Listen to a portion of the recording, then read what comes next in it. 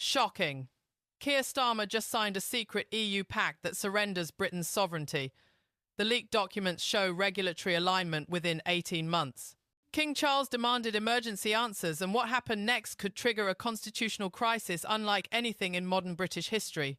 If you want to see how deep this betrayal goes, hit that subscribe button right now, because the mainstream media is burying this story, and what we've uncovered will shock you to your core. Here's what sparked the explosion. 3 days ago, Brussels insiders leaked a 47-page document marked confidential. The title alone should terrify every British citizen.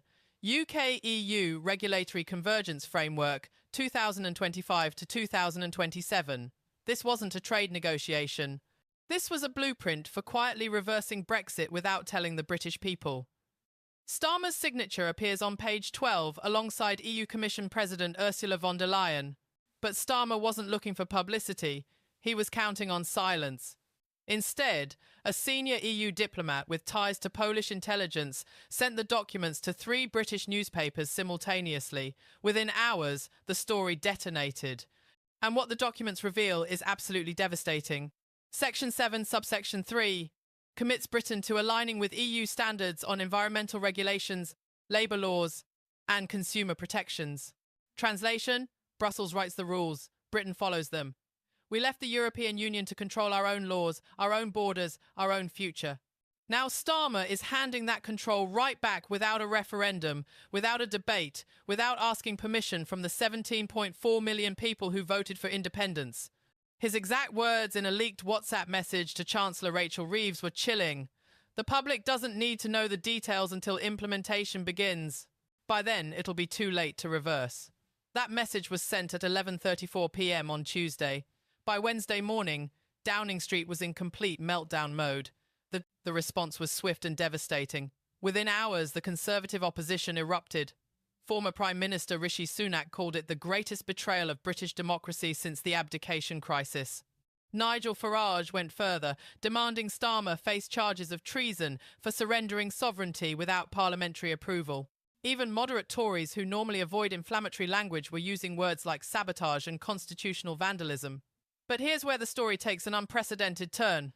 King Charles, who traditionally stays miles away from political controversy, broke 70 years of royal protocol. At 3:15 p.m. yesterday, he summoned Starmer to Buckingham Palace for what palace insiders describe as a brutal 2-hour interrogation, not a courtesy meeting, not a ceremonial chat, a full-blown confrontation about Britain's constitutional future. According to sources inside the palace, the King's private secretary delivered a message that shook Westminster to its foundations. His Majesty demands immediate clarification on any agreements that might compromise British parliamentary sovereignty. The palace requires full disclosure of all EU negotiations conducted without proper governmental transparency. 3 senior aides were present. One later told a journalist they'd never seen the King that angry. Charles reportedly told Starmer with ice in his voice, "You serve the British people and their constitutional framework, Prime Minister, not Brussels bureaucrats, not your personal political agenda. If these documents are accurate, you've crossed a line that threatens the very foundation of our parliamentary democracy." Starmer left the palace looking absolutely shattered, sources say. No smiles, no handshakes, no royal niceties. He climbed into his car and drove straight back to Downing Street without speaking to waiting journalists. The optics were catastrophic. But wait, because there's another layer to this royal intervention that makes it even more explosive.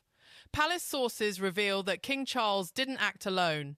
Before summoning Starmer, he consulted with former prime ministers from across the political spectrum. Tony Blair, despite being Labour, reportedly told the King that Starmer had overstepped democratic norms. Gordon Brown expressed serious concerns about circumventing parliamentary sovereignty. Even Theresa May, who fought tooth and nail against hard Brexit, told palace officials that secret alignment agreements betray the referendum result. When former leaders from both parties unite to warn a sitting prime minister that he's crossed constitutional red lines, you know the crisis has reached unprecedented levels.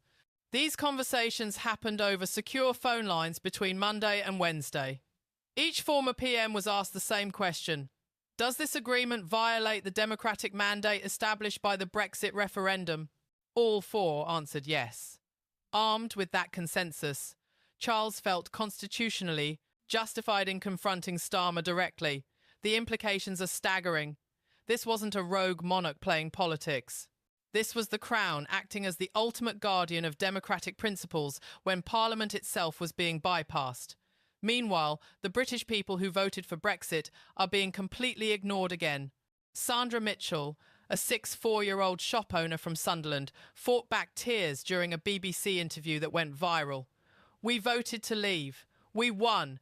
They promised us sovereignty. Now they're selling us back to Brussels in the dead of night like we don't matter." Her voice cracked with emotion.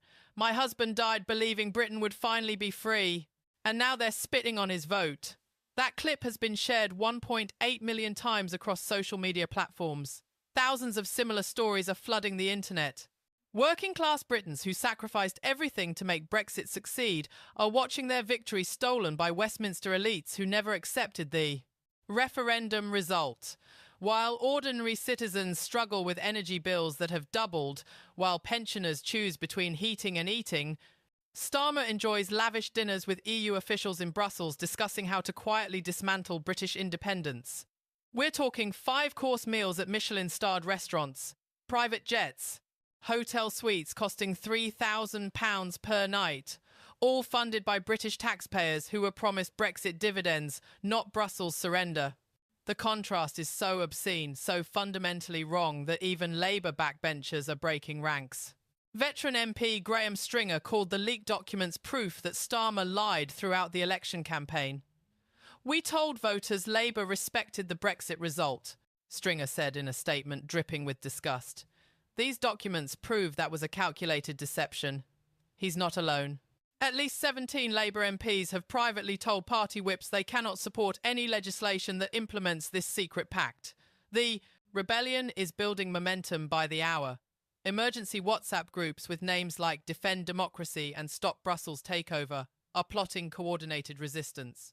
One message seen by our sources reads, "If Starmer forces this through without a vote, we bring down the government." The question isn't if they'll revolt, it's when. And here's where it gets really interesting. Intelligence sources suggest the leak wasn't accidental at all. According to former MI6 officer Christopher Steele, who spoke to The Times under condition of anonymity, Polish and Dutch intelligence services deliberately exposed the pact because several EU member states oppose Brussels gaining more power over national governments.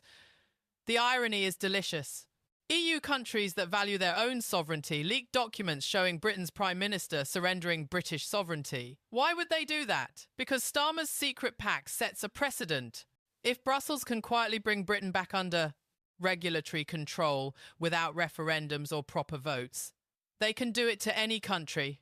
Poland and the Netherlands, both fiercely protective of national independence, saw Starmer's agreement as a Trojan horse that threatens their own autonomy. So they burned him. They leaked everything. The message to Brussels was clear. We won't let you use Britain as a backdoor to centralise more power. This isn't just a British crisis anymore. This is a European power struggle playing out with Starmer as collateral damage. And he walked right into the trap because he was so desperate to align with Brussels that he didn't realise he was being used as a pawn in a much larger game. Then something unprecedented happened that nobody saw coming. King Charles shattered modern royal precedent with a move so bold it sent shockwaves through the entire British establishment. At Thursday's Privy Council meeting, with cabinet ministers and senior officials present, he delivered what witnesses describe as the most politically charged speech by a British monarch since Queen Victoria. "Our constitutional democracy," the king declared with steel in his voice, "depends upon transparency, accountability, and respect for the expressed will of the British people." He paused, letting every word sink in like a hammer blow. "Any government that undermines those principles, regardless of political affiliation, threatens the compact between Crown, Parliament, and people." The room fell silent. Everyone understood. This wasn't ceremonial language. This was a warning shot aimed directly at the Prime Minister.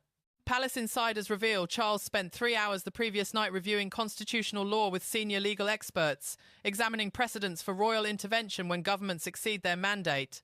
The analysis concluded that if Parliament is bypassed on fundamental constitutional questions, the Crown has not just the right, but the duty to demand accountability. The optics are absolutely devastating for Starmer. When the monarch who spent 70 years preparing to avoid political controversy decides your secret EU pact threatens British democracy itself, you've lost the moral high ground forever. Conservative leader Kemi Badenoch seized the moment with laser precision. "The King speaks for millions of Britons betrayed by this government," she announced outside Parliament. When even His Majesty feels compelled to break decades of political neutrality, you know something is profoundly wrong at the heart of this government. Her words landed like explosives. The implied message was clear. Starmer has pushed so far beyond acceptable boundaries that the Crown itself was forced to intervene. And then the dominoes started falling with terrifying speed. Financial markets reacted first. The pound dropped 2.3% against the dollar in 48 hours as currency traders panicked about constitutional instability. £4.7 billion was wiped from the FTSE 100 as investors fled British assets. Mortgage providers froze new applications, citing political uncertainty. Economists warned that business investment would collapse if Britain's regulatory framework was thrown into chaos by secret Brussels alignment. The Bank of England issued an emergency statement Friday morning, attempting to calm markets. Governor Andrew Bailey said the central bank was monitoring political developments closely. That statement, meant to reassure, actually had the opposite effect. When the Bank of England feels compelled to comment on political chaos, markets interpret that as confirmation that the crisis is spiraling out of control. Trading floors from London to New York to Hong Kong watched in real time as British political stability, the one thing investors could always count on, evaporated before their eyes. But the economic damage was only the beginning. Inside the Labour Party, the fractures turned into canyons. Shadow Foreign Secretary David Lammy, normally Starmer's closest ally, refused. Media interviews for 3 consecutive days. His silence spoke volumes. He was distancing himself from the wreckage. Deputy Leader Angela Rayner appeared on Sky News, looking carefully neutral, choosing every word like she was defusing a bomb. "The Prime Minister needs to provide full transparency on any EU discussions," she said, not defending Starmer, not attacking the leaks, just calculated neutrality that positioned her perfectly for a leadership challenge. Behind the scenes, Rayner was already making calls. Labour MPs reported receiving personal messages from her office asking for private meetings. The topic was never explicitly stated. It didn't need to be. Everyone knew she was counting numbers for a leadership bid.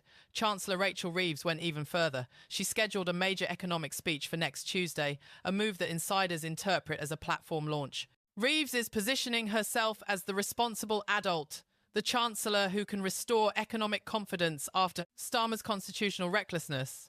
One shadow cabinet member told The Guardian, "Rachel's speech isn't about the economy, it's her leadership manifesto. The knives are out. The plotting is open. Starmer's authority has collapsed. Social media exploded into total warfare.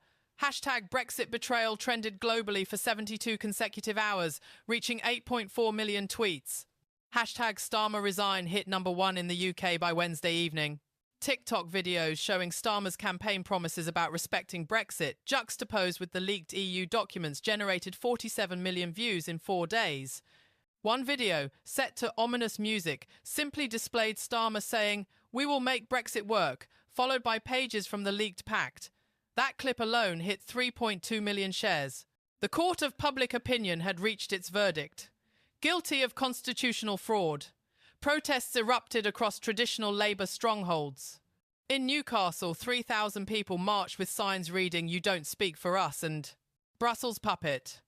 In Liverpool, where Labour has dominated for generations, protesters burned EU flags outside the City Council building while chanting, "Respect our vote." Police estimated crowds at 5,000 people, mostly older working-class voters who remembered fighting for Brexit. These weren't Conservative activists. These were lifelong Labour supporters turning against their own party with absolute fury. Inside Downing Street, the atmosphere has turned toxic and paranoid. Ministers are plotting in corridors. Special advisers leak against each other. Cabinet meetings have become shouting matches about who knew what and when.